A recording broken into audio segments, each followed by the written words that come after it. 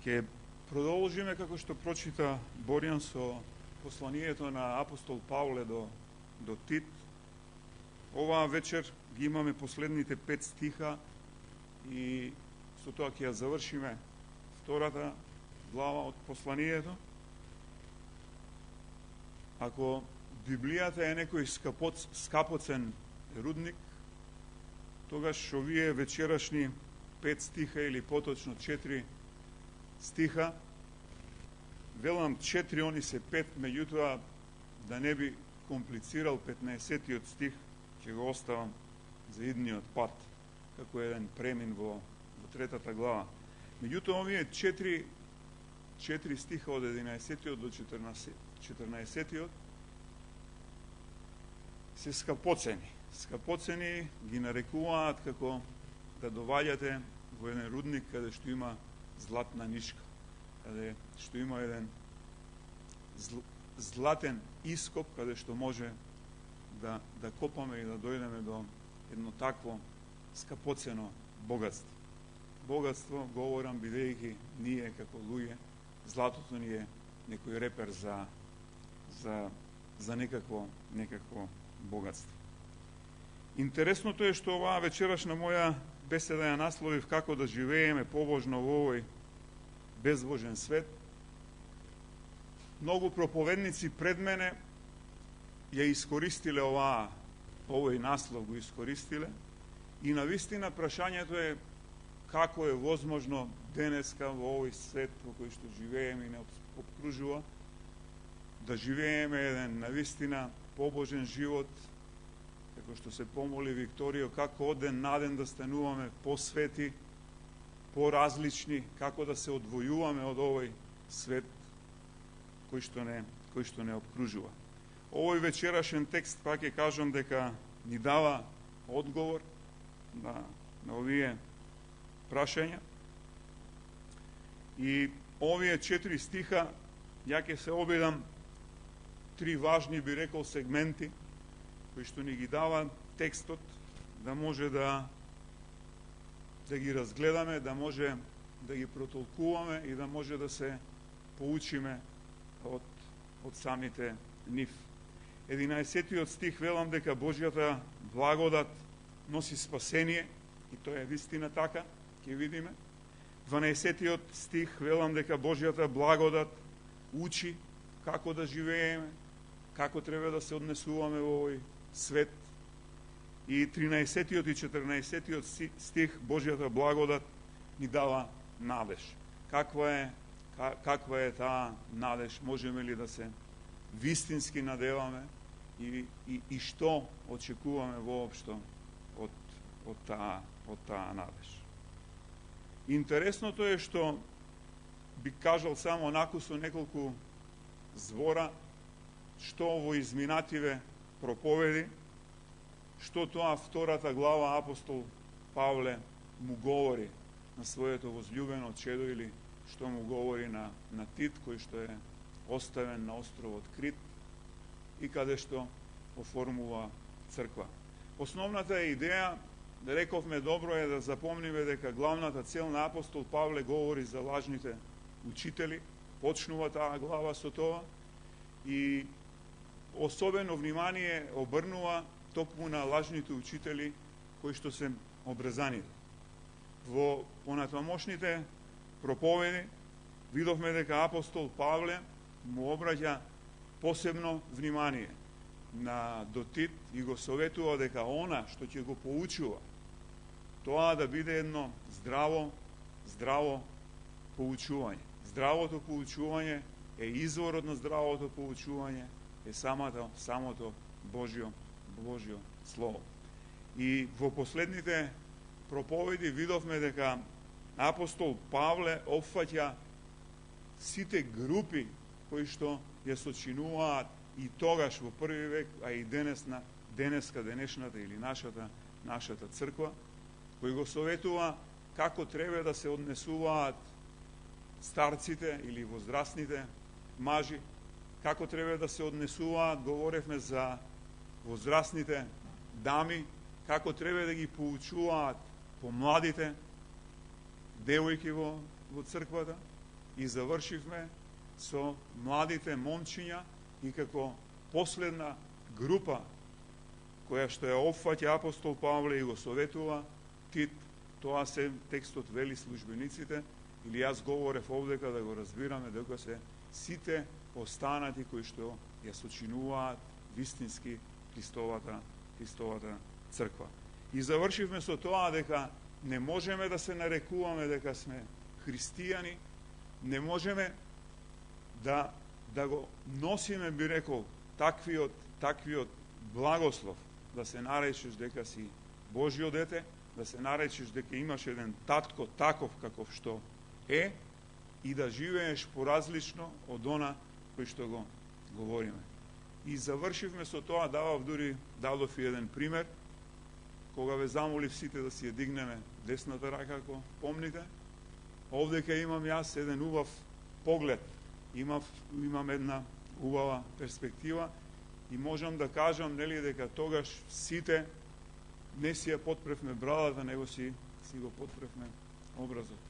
Идејата беше, бидејќи нашето живење ќе видиме кое што продолжи у овој текст, е многу важно како го живееме нашиот живот, особено ние кои што се нарекуваме дека сме Христови. Зборовите многу често може да ги заборавиме, зборовите многу често велат дека како ветер да ги однел. Меѓутоа, она што го живееме секојдневно, она наше секојдневно живење насекаде, дали е тоа во семејството, дали е тоа, се молевме последниот час во Драчево, Викторија се молеше за проблемите кои секој еден кој што работи во една таква, би рекол, недржавна институција која што не е под покровителство на Бог, е многу тешко да се обстои во сето она што нас и овдека апостол Павле говори на Тит, каков треба да биде односот, какво треба да биде секојдневното живење на оние кои што се нарекуваме дека сме Христови.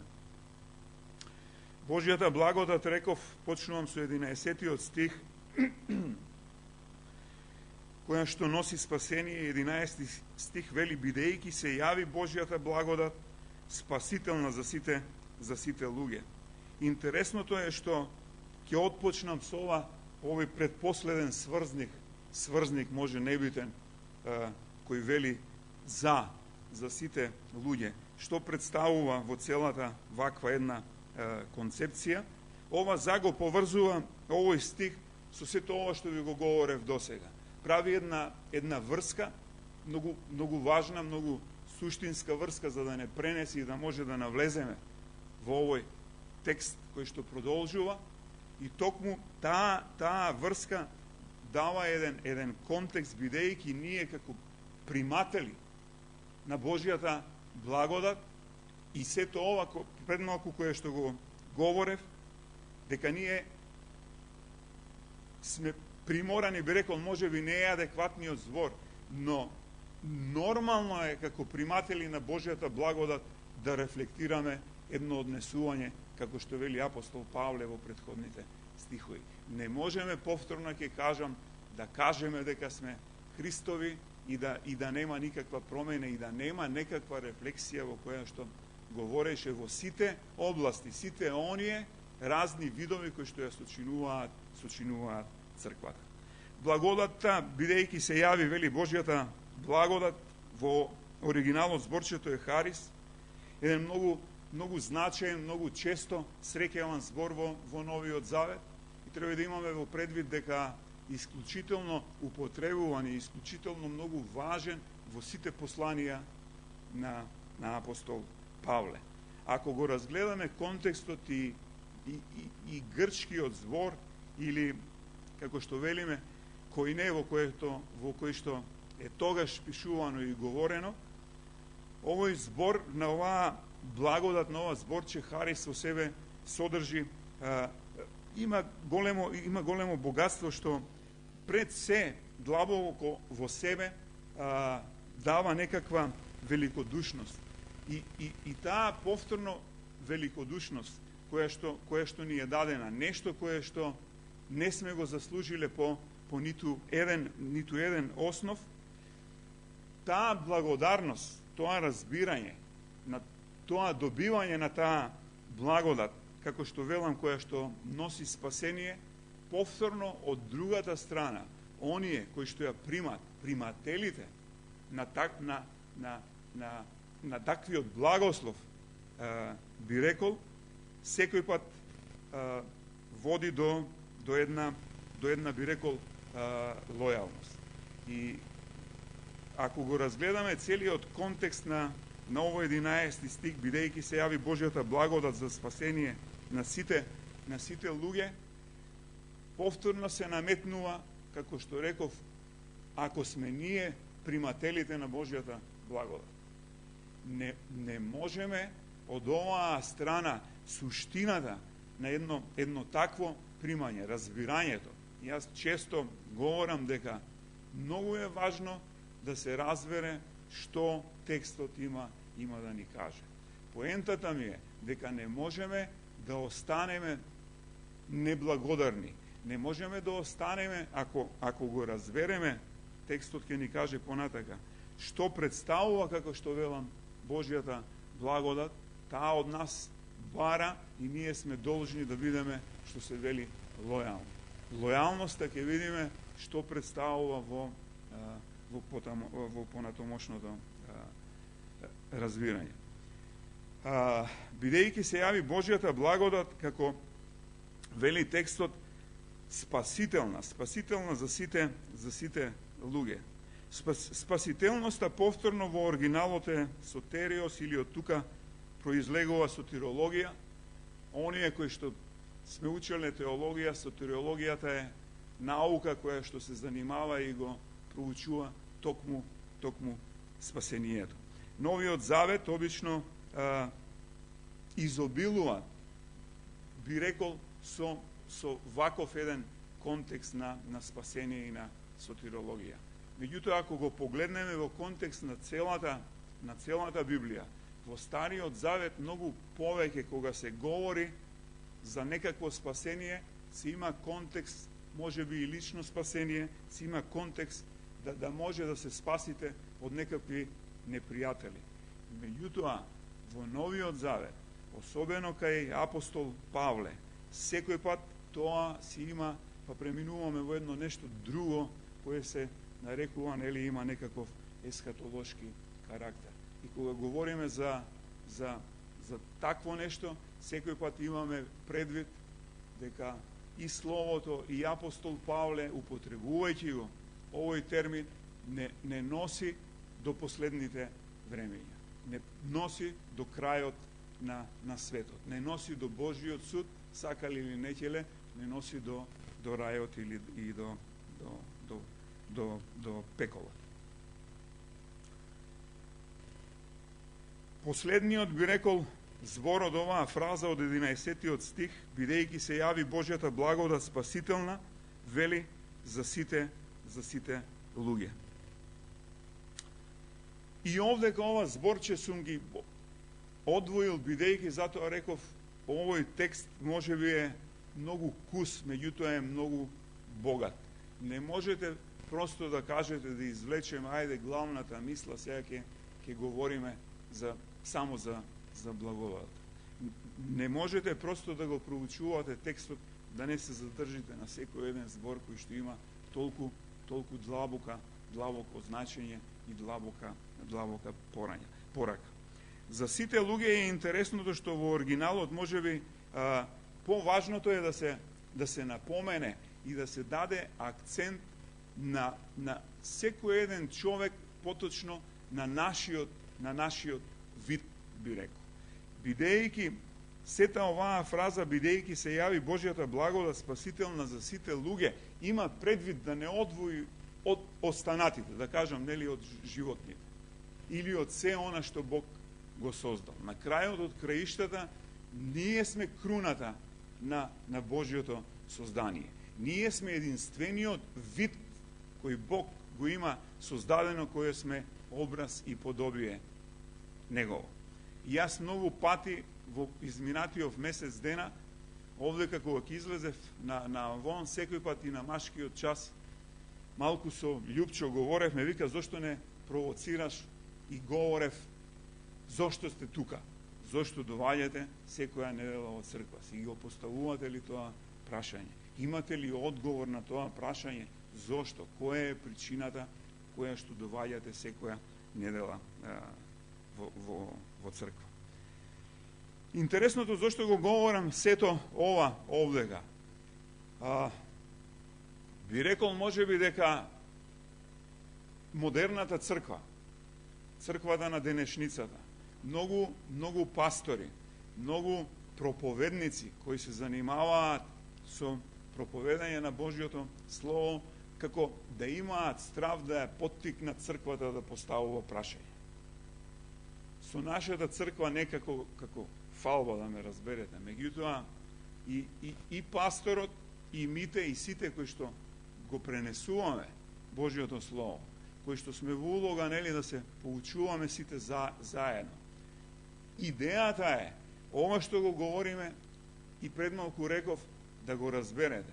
Но многу поважно е да бидете поттикнати од Слово. Ние сме како некои проводници да поставувате прашање. Единственото нешто добро за да добиете одговори на ова пребогата, како што реков, овој рудник. Некои, нели, нарекуваат Библијата да не ја гледаме, нели, како една книга, него да ја гледаме како библиотека. И единствено така да се вратам. Поставувајќи си прашања, може да ги бараме, нели, сите заеднички одговорите и да доваѓаме до вистината. Сето ова го велам, како што реков, бидејќи се јави Божјата благодат спасителна за сите луѓе. Божјата благодат овдека повторно и кажува спасението, ако се вратиме во контекст на Стариот Завет, овдека многу експлицитно, многу би рекол, дава радост во разбирањето на овој текст, дека Божјата благодат го прави спасението не само како што вела за избраниот народ, не само за евреите. Божјата благодат од овдека Христос, што велиме, ја проширува вратата за влез кон Него и за влез кон рајот. Сите се добре дојдени. И ќе продолжам со 12-тиот стих, кој предмалку кажав во ведните зборови дека Божјата благодат не учи како да живееме. И 12-тиот стих вели, учејќи не да ги отфрлиме нечестноста и похотите од овој свет, честно, праведо и побожно да поживееме во овој век. Интересното е што повторно Божјата благодат ја има силата на поучувањето.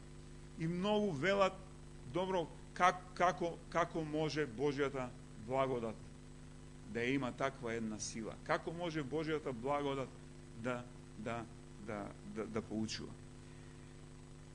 Добивањето на оваа помош, би рекол, бидејќи е вистинска помош за секој еден кој што се нарекува Христов.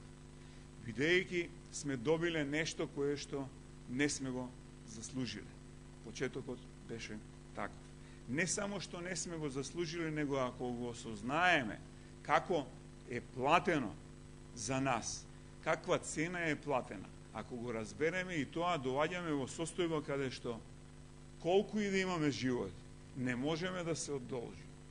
Не можеме да го вратиме на ниеден начин тоа што е направено.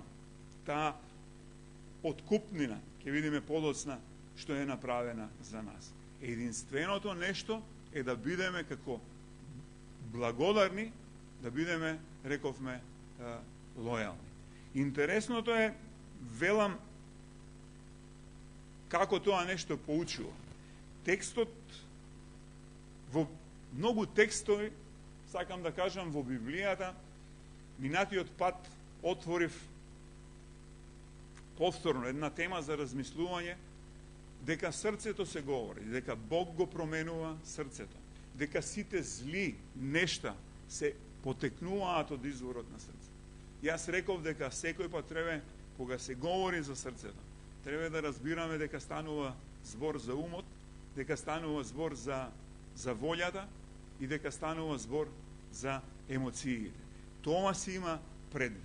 Ова го говорам како еден вовед што вели дека Божјата благодат поучува. Да, како можеме ние нешто што е духовно, како можеме ние нешто што е дух да го представиме едни на други. И многу често, нели, во разговорите велиме, јас поверував во Господ Исус Христос. Како можам јас сето тоа да го докажам? Како можам тоа на било кој да му го покажам кога тоа е некаква внатрешна состојба на духот?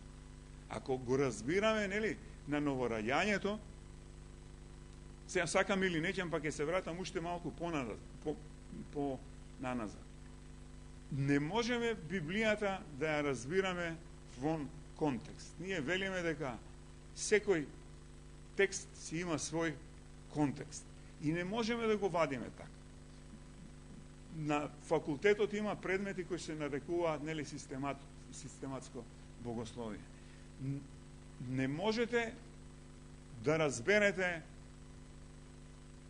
или да си помогнете преку молитва како Христос може да ја разбере мојата состојба, ако не го разбереме, да речеме, воплотувањето Христово. Овој текст ќе дојдеме при крајот, би рекол, на кулминацијата на овој текст. Меѓутоа, поучувањето станува така. Повторно ќе го спомнам Викторио во молитвата. Како ние можеме да се осветуваме? Како можеме секојдневно да раснеме во спознавањето? Ако сме вистински на новородени, ако сме вистински христијани, ако благодатта е таа која што е ние како приматели ја имаме во нас и е наш помошник, ете, тоа е кое што почнува да го променува нашето срце. Ете како Светиот Дух работи и го променува нашето срце. И што представува во реалност тоа? Како ги променува нашите мисли? Моите мисли не може и на било кој што се нарекува дека е вистински христијанин да има исти мисли како што пред да го најде Христос. Како тоа нас не поучува? Па не можам да имам една иста волја и да имам едни исти желби и да сакам едно исто повторно пред да ме најде Христос. Пред да се нановороди мојот дух и да почне таа трансформација и таа метаноја, милувам да кажам, многу пати. Волјата која што ја имаме не е една и иста. Таа е таа сила, таа е таа Божја благодат која што носи не само спасение, него носи внатре во секој еден од нас да можеме да, како се вели, да живееме еден поразличен живот. Ете, тоа е тој промотор, би рекол. Ете, тоа е таа иницијатива во нас која што постојано не бутка да сакаме да имаме желба, да сакаме да имаме волја, секојдневно да го изучуваме Божјото Слово. Не можеме, јас велам, да веруваме во Господ Исус Христос, да не познаваме во кого веруваме. Да не си го познаваме нашиот татко, да не го познаваме кои се неговите желби, какви се неговите планови, што бара он од неговите деца. Христијанството е чекорење. И многу пати и тоа сум го поставувал како прашање да ви спровоцирам.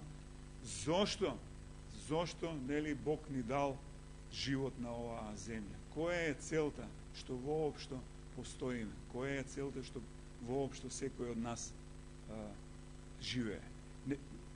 Не ни е даден случајно живот. Многумина мислат,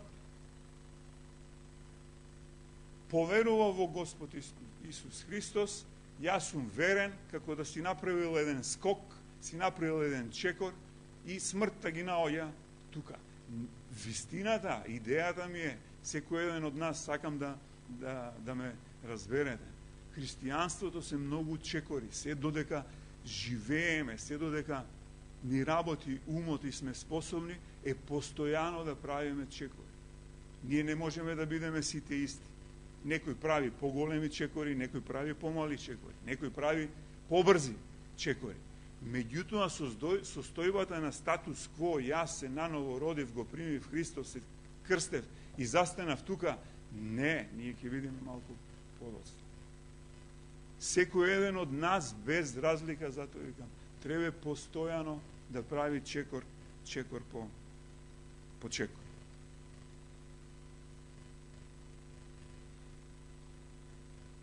Учејќи не да отфрлиме нечестноста и похотите од овој свет, продолжува текст. Тоа е повторно оваа вечер, многу пати го спомнувам Викторија и пак ќе го спомена. Тешко е да живеете во овој свет и во окружувањата во овој свет, или овдека, нели, зборчето е многу тешко да живееш во овој космос, како што е во оригиналот.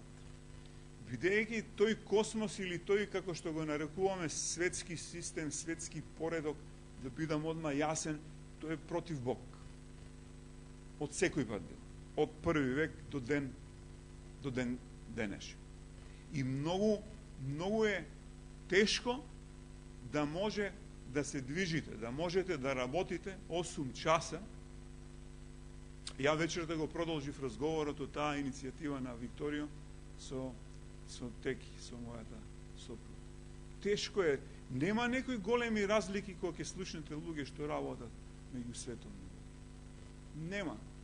Него идејата е како е можно да одолееме на едни такви предизвици, на едни такви, како што вели текстот, искушенија. Кој е начинот за да може да се заштитиме и да живееме живот? Ако се навратиме на за тоа што го говорам во овие два стиха, Божјата благодат, луѓето кои што ја имаат, повторно ќе повторам, таа е спасителна. Сега говорев дека тоа е дух кој што е внатре во нас, кој што ни е помошник и кој што работи. Тешко е, не викам дека не, меѓутоа првиот греф, како велиме, настанува во мислата. Имаше, не ми текнува како беше, посеј мисли, ќе почнеш действија, посеј действија, ќе почнеш карактер. Посеј карактер, ќе почнеш судбина. Така некако беше. Да, сакам да кажам и овдека дека текстот говори дека првото искушение ќе било кој еден од нас, верните луѓе, доаѓа во главата. Доаѓа во нашите мисли. Меѓутоа, многу е важно со што си ги полниме нашите мисли. Тој примерот, како што говоревме за двете кучиња, доброто и лошото куче. Има примерот, нели, и со двата лава. Кој повеќе ќе преовладува во тебе? Или имаше еден мисионер пред години кој што беше тука, он ми велеше,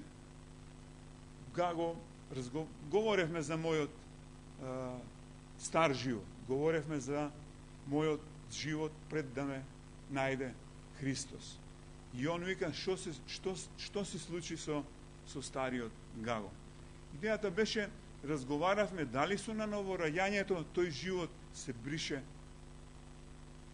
целиот. Дали нема ништо од тој стар Гаго. И ова го говорам во контекст на двете кучи. Кое куче повеќе ќе го раните, тоа куче повеќе ќе расте. Не се брише стариот Гаго. Меѓутоа, со на новораѓањето на духот. Меѓутоа, како може да одолееме сето ова, го зборам од искушенијата кои што не окружува овој свет. Единствено ако го раниме доброто куче во нас. Единствено ако секојдневно се исхрануваме со Библија. Многумина велат, абе јас многу подобро. Ајде вака ќе ви кажам. Вчера имав една средба со наш близок. И он вели вака, мене ми е многу, да ти кажам, вика, подобро кога си седам дома и гледам преку интернет проповед. Даде, убаво, ама јас не гледам таква концепција дека Бог ни дал во Библијата. Ти да си седиш дома и да си гледаш проповед. Се навраќам на овој текст за ако сакаме да се исхрануваме, ако сакаме да одолееме на искушенијата кои што не окружуваат на секој чекор и кои што не провоцираат по 100 пати во денот да ни дојдат грешни мисли и да му цвртиме грб во даден момент на Бог, останува една и единствена опција. Ние зошто доаѓаме сите заедно овдека? Бидејќи сме семејство, бидејќи Бог така го замислил како за наше најдобро. Не можете вие да растете духовно и не можете да обстоите на искушенијата во овој свет кој што одите по 8 часа, 10 часа во светот, без да бидете во заедница едни меѓу други. Па ние едни меѓу други се изучуваме. Ние едни меѓу други се застапуваме и се молиме едни за други. Ние едни меѓу други се грижиме едни за други. Па, како што се грижиме за нашите семејства, ја не, и минатиот пат кажав, јас не гледам разлика, која е разликата од моето семејство и црковното семејство. Ние можеме, Божјата благодат поучува, Божјата благодат дава сила, Божјата благодат не променува. Меѓутоа, не можеме одвоени да бидеме од заедништво. Не можеме да раснеме само затоа што одиме, нели, еднаш во неделата во црква, и тоа сум говорил. Па ние физички еднаш ли јадеме неделно? Не, пак ќе речам, нештата се врзани. Ако нешто многу порано не сме го разбрале, онака како што ни го дава Бог, многу тешко ќе можеме да ги разбереме нештата кои што се случуваат понатаму. И 12 стих вели на крајот дека треба да се живее честно, праведно и побожно. Честното живење е многу интересен збор во оригиналот и вели да се живее со здрав разум или со трезвен ум, да бидеш воздржан. И повторно доаѓаме во овој цел контекст за кој што ни говори вечерашниот текст. Нема како да си го обновуваме умот. Нема како да имаме еден здрав ум, нема како да имаме еден трезвен ум ако не се храниме постојано. Ако не бидеме во семејно заедништво. Ако не си ги споделуваме маките, тегобите, сето она што не тишти. Бидејќи ние ќе видиме, ова завршува, реков сум, преубава кулминација, дека имаме надеж во сето тоа, и тоа не така декларативно, не така некој да напишал, просто кажано, има длабока суштина во сето тоа во кое што се говори. Да живееме праведно. Праведно, или вели, кои се праведните луѓе? Па праведните луѓе се оние кои што гледат да ја исполнуваат Божјата волја. Па која е Божјата волја? Се е прашање. Па ние отпочнавме на машките оваа година, нели, оваа сезона, како што ја нарекувам, темата е Божјата волја за нас, истинските мажи, нели, на црквата. Која е таа Божја волја? Божјата волја ни е откриена во Божјото Слово. Ете, тие се и завршува, вели, да живееме побожно. многу често нели употребуван термин дека многу луѓе или определени луѓе живеат еден побожен живот. И таквиот побожен живот е христољубив живот. Таквиот побожен живот е свет живот. Светиот живот, нели рековме, е различен живот. Да бидеш свет и да се осветуваш секојдневно или во процесот на раст на твојот христијански растеш, осветувањето е повторно нормална работа. Ти не можеш да останеш непроменен.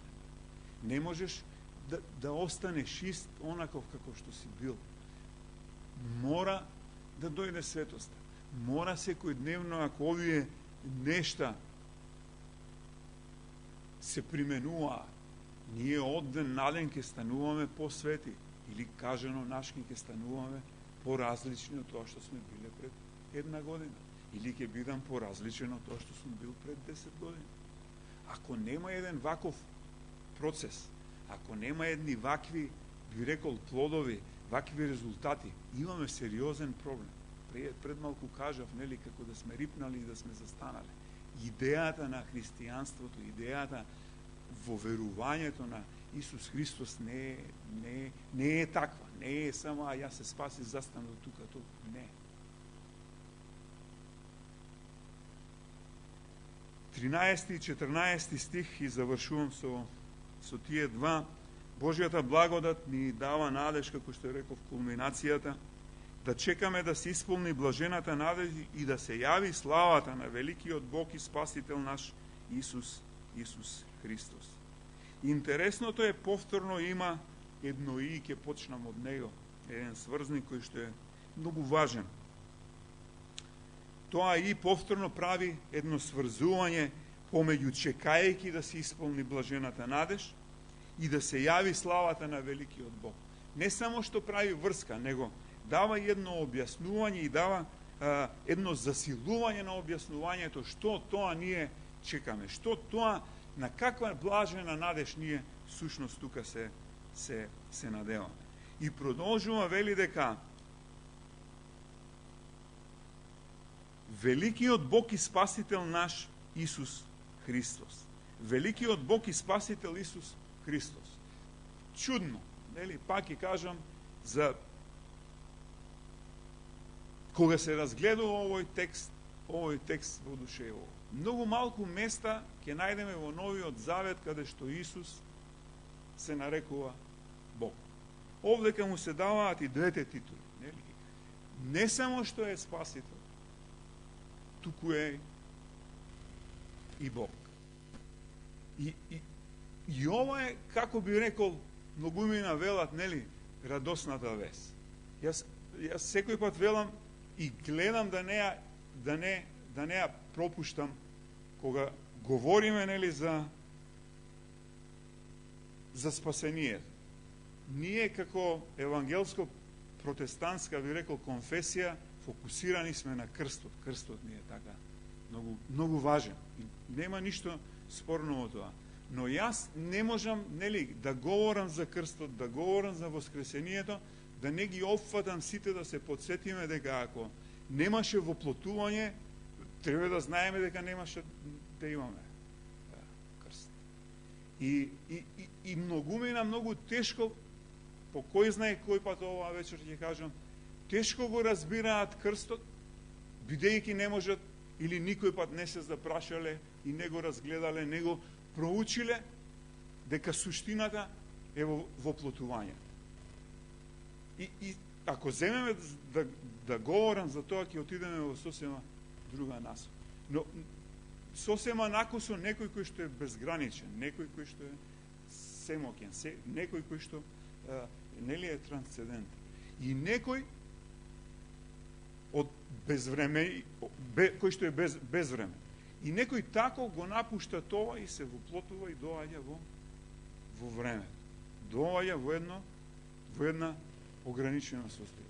И тој се е нормално е кога си дошол во една таква состојба во време на состојба, ограничена состојба, смртта ти е неминовна. За сите нас смртта е неминовна. Па се отвора друга една тема, ја многу пати велам, нели, како филозофска велене.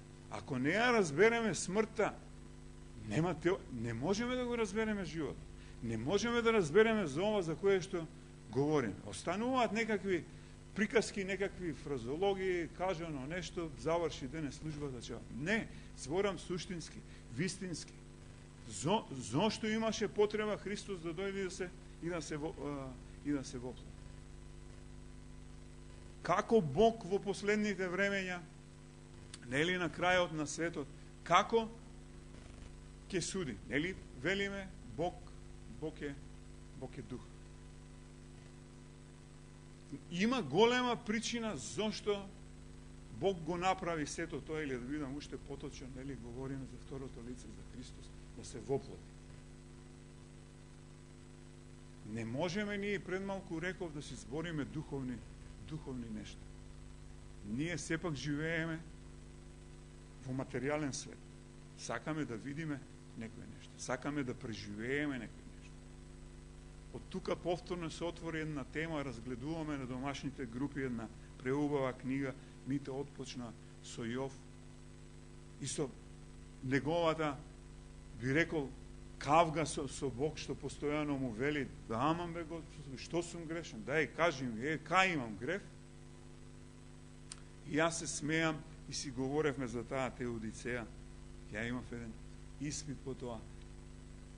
Да можеше тогаш на Јов да му се каже дека Христос, нели, се воплоти, Христос стана човек. Да може да разбере дека секој еден од нас преку се што поминуваме, Христос помина реално во живот. Тоа е суштинската надеж.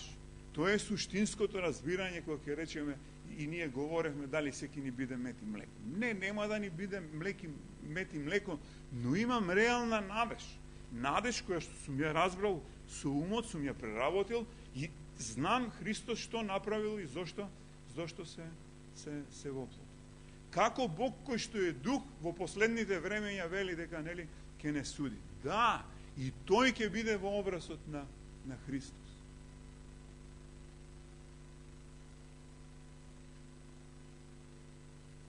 Четрнаесетиот стих вели, кој се даде сами од себе си,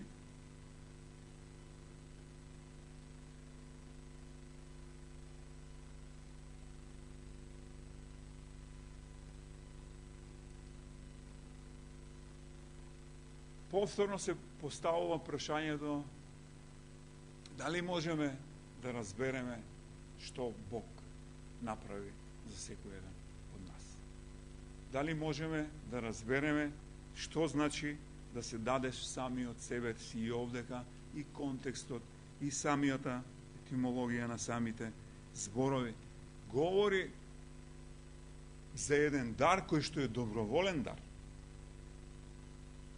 Говори за една мотивација која што произлегува од добрина, која што произлегува од љубов. Ние многу пати правиме определени нешта и јас го поставувам прашањето или имаме проблем во правењето, тоа е дека се даде сами од себе си да не избави од секакво беззаконие и да не очисти, па да му бидеме народ избран, ревносен кон добри дела. Па се поставува прашањето што представуваат добрите дела? Кои се добри дела? Ако земете да видите во светот, да разговарате луѓето, многу нешта кои што ги прават, они си ги нарекуваат добри дела. И ако секој еден од нас си има некаква представа и дефиниција за добри дела, тоа станува бркотница.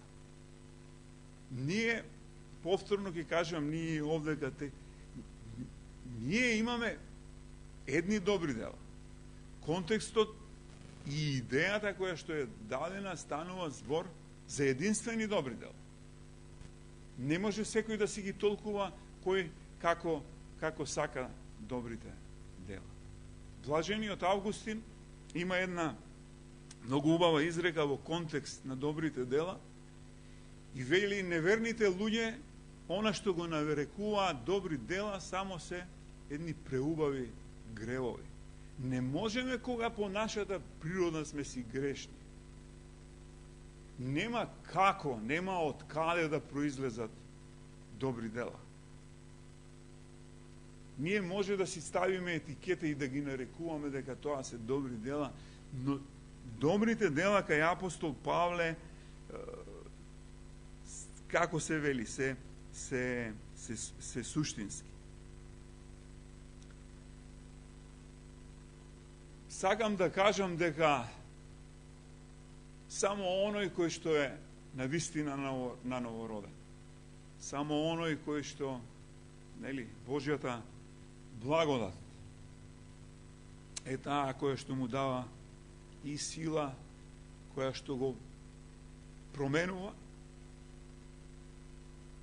Само таквите, Христос вели, нели, сте накалемени, можат да дадат плод на добри дела. Ние многу пати луѓе се мотивирани и прават добри дела. Да, но прашањето е кој е мотивот кој што ги правиш тие добри дела? Од што си мотивиран? Има многу луѓе кои што сме споделувале, прават добри дела бидејќи добро се чувствуваш. И многу малку луѓе има кои што би правеле добри дела, а да не се чувствуваат добро. Тоа не е добро дело. Бидејќи мотивот не е за она за кое што се говори овдека. Добрите дела може да произлезат, нели, како последица. Причината на сето ова е полека вака наназад да се вратиме на новораѓањето на духот, промената на срцето, растењето, помошта која што ја имаме од сето ова, може да породи и може да даде едни вистински добри дела за кои што збори овдека Христос. Многу е интересно тоа што и Јаков говори, нели, за добрите дела. Некои велат дека Павле и Јаков се во противречие, но не е така. Бидејќи и Јаков вели дека ние не можеме да се спасиме преку нашите добри дела. Апостол Павле вели не можеме ништо да направиме за да дојдеме до спасението и до благодата преку нашите дела, но може да биде нешто сосема, како се вели, обратно. Тој вели дека вистинската вера за која што говорам, само кога го има овој целосен процес, само таквата вера може да произведе добри дела. Иначе се останато нема како да стане. Завршувам. Сакам да запомните дека насловот е како да живееме побожно во овој безбожен свет. Решението на силата која што ја добиваме треба да запомниме и треба да знаеме, треба да бидеме сигурни дека имаме помошник кој што ни помага во секојдневниот живот да одолееме на сето она што не окружува. Нашата грешка многу пати ја правиме бидејќи се одвојуваме од заедницата, бидејќи не остануваме сите вплотени заедно, бидејќи не се охрабруваме, бидејќи не црпиме, што се вели, од извора,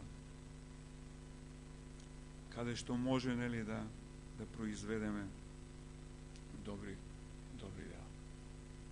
Да бидете благословени и посакувам да имате една благословена седмица, исполнета, нели, со Божјата благодат, и да знаете дека и променува и дава сила, и не заборавајте на надежта која што ја имаме во Христос и за надежта која што ја имаме во вечниот живот.